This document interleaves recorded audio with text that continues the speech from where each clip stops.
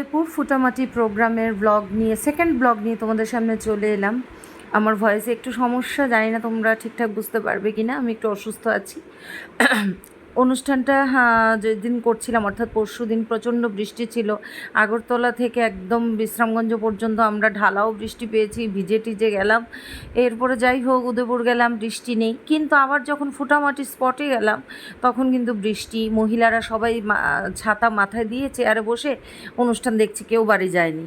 তবে অন্য সময় নাকি আরও বেশি দর্শক হয়, বৃষ্টির জন্য একটু কম হয়েছে। এই অবস্থায় 1 ঘন্টা অনুষ্ঠান করলাম, এরপর একদম বৃষ্টি শেষ, হঠাৎ দেখি ভালোই লোক জমে গেছে এবার। আর ওরা এত রসিক মানুষ, খুব আনন্দ করতে ভালোবাসে। রাত্রি 2টো পর্যন্ত আমাদের অনুষ্ঠান হলো, একটা মানুষ বাড়ি যায়নি, সবাই ছিল। এত ভালোবাসা পেয়েছি কি বলবো। এর মধ্যে ছোট ছোট ধরো 18-19 বছরের ছেলেদের ভলেন্টিয়ার হিসেবে রাখা হয়েছিল।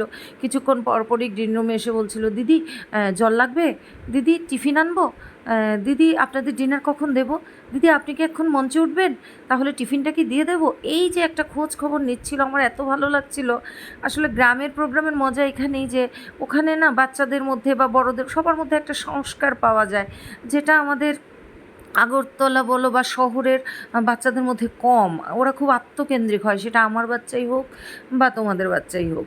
তো যাই হোক, অনেকগুলি গান করেছি, সব গানের ভিডিও দেওয়া সম্ভব হয়নি, যতটা পেরেছি দিয়েছি। যদি ভালো লাগে ব্লগটা সম্পূর্ণ দেখে কমেন্ট করো প্লিজ।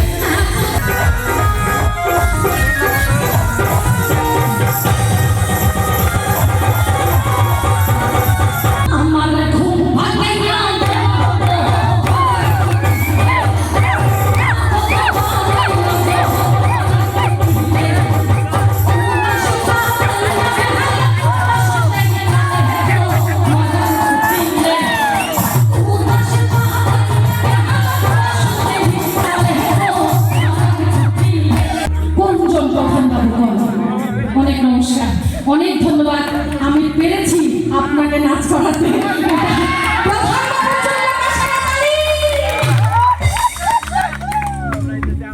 অনেক অনেক ধন্যবাদ। আপনার জন্য আমি একটা গান করবো, বড় মায়া মায়া লাগে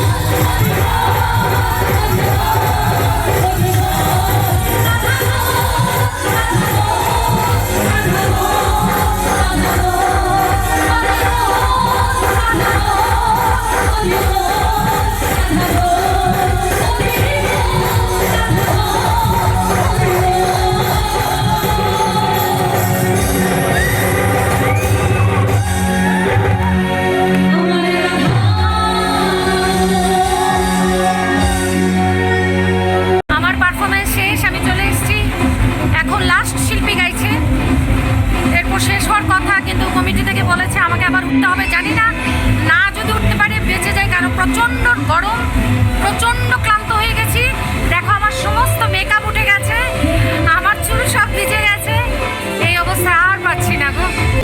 ভাবলাম তেমনটাই হলো। কমিটির লোকেরা এলো, এখন এসে বলল ম্যাডাম আপনাকে উঠতে হবে। মহিলারা সবাই বসে আছে আপনার গানে আনন্দ করবে বলে, দুটো গান করতে হবে। এখন প্রায় 1:30 বাজে। এই 1:30 বাজে তো শাকিল? কটা বাজে? 1:17। ওই তো 1:17 বাজে। ভালো লাগছে না আর গাইতে।